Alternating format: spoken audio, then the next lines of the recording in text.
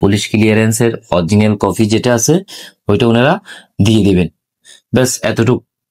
অনেকজনে ভয় পাই, কিভাবে করব, কার কাছে যাবো, এ করবো সে করবো, অনেকজনে অনেক কিছু ভয় পাই, দৌড়াদৌড়ি করে। আসলে ভাই ভয় পাওয়ার কিছু নাই, যদি জানেন সব সোজা। দর্শক, আজকের ভিডিওতে থাকবে আপনারা পুলিশ ক্লিয়ারেন্স কিভাবে করবেন। কেননা আপনারা যারা বিদেশ যাবেন, সৌদি আরব যাবেন, ইউরোপ যাবেন, অবশ্যই আপনাদেরকে পুলিশ ক্লিয়ারেন্স করতে হবে। এটা ছাড়া আপনারা কোনোভাবেই ভিসার জন্য অ্যাপ্লাই করতে পারবেন না। সো পুলিশ ক্লিয়ারেন্স কিভাবে করবেন, কোথা থেকে করবেন এবং কি কি ডকুমেন্টস লাগবে সবকিছু আজকের ভিডিওতে থাকবে। সো সম্পূর্ণ ভিডিওটা দেখবেন এবং যারা আমার চ্যানেলে নতুন অবশ্যই চ্যানেলটা সাবস্ক্রাইব করবেন এবং যারা আমার পেজে নতুন অবশ্যই পেজটা ফলো দিয়ে সাথে থাকবেন। তাহলে আমি রাজু ভাই আজকের মতন ভিডিওটা শুরু করি। সম্পূর্ণ ভিডিওটা দেখবেন এবং যদি ভালো লাগে অবশ্যই ভিডিওটি শেয়ার করে দিবেন। তো দর্শক, আপনারা যারা বিদেশ যাবেন, সৌদি আরব যাবেন এবং ইউরোপ যাবেন, আপনাদেরকে এখন যেতে হলে মাস্ট কি করতে হবে, পুলিশ ক্লিয়ারেন্স করতে হবে। সো পুলিশ ক্লিয়ারেন্স কিভাবে করবেন অনেকে হয়তো জানে না, অনেকে অনেক কথা জিজ্ঞেস করে।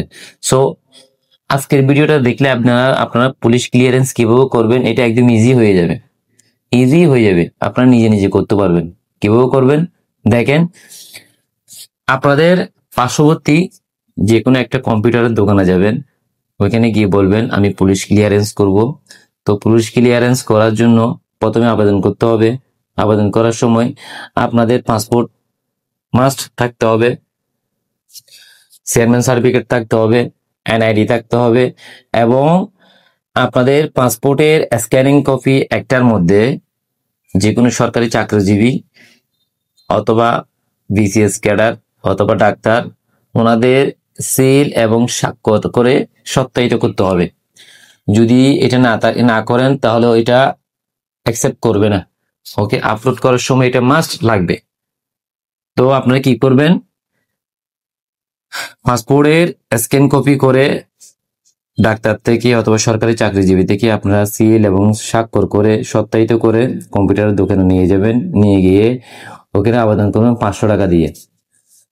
আবেদন করার পরে আপনাকে থানা থেকে 2 থেকে 3 দিন পরে, অনেক সময় 1 দিন পরে দেয়, অনেক সময় 2 থেকে 3 দিন পরে দেয়, অনেক সময় 5 দিন পরে দেয়।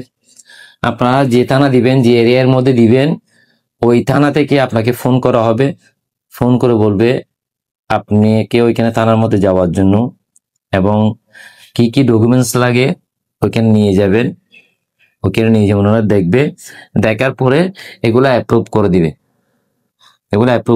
অ্যাপ্রুভ করে যদি আপনারা চট্টগ্রাম হন, যেমন আমরা চট্টগ্রামে, যদি চট্টগ্রাম হন, চট্টগ্রামে ওইখানে পুলিশ লাইন, দামপাড়া পুলিশ লাইনে পাঠাই দিবে। ওইখান থেকে ওইটা ঢাকাতে চলে যাবে।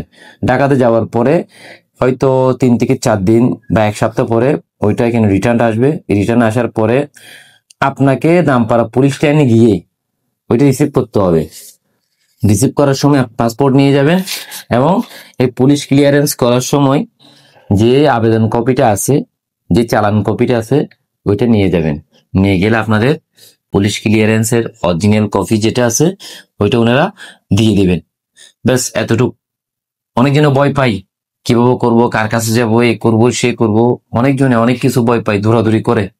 আসলে ভাই ভয় পাওয়ার কিছু নাই, যদি জানেন সব সোজা। সবকিছু সোজা, না জানলে কঠিন।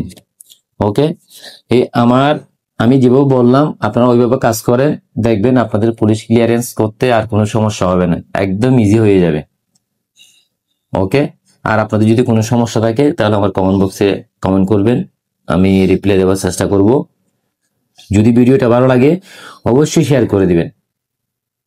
আজকের মতন বিদায় নিচ্ছি এবং আরো নতুন নতুন আপডেট নিয়ে আসবো ভিসা এবং টিকিট নিয়ে। সাথে থাকবেন, আপনাদের উপকার হবে। ধন্যবাদ। আসসালামু আলাইকুম।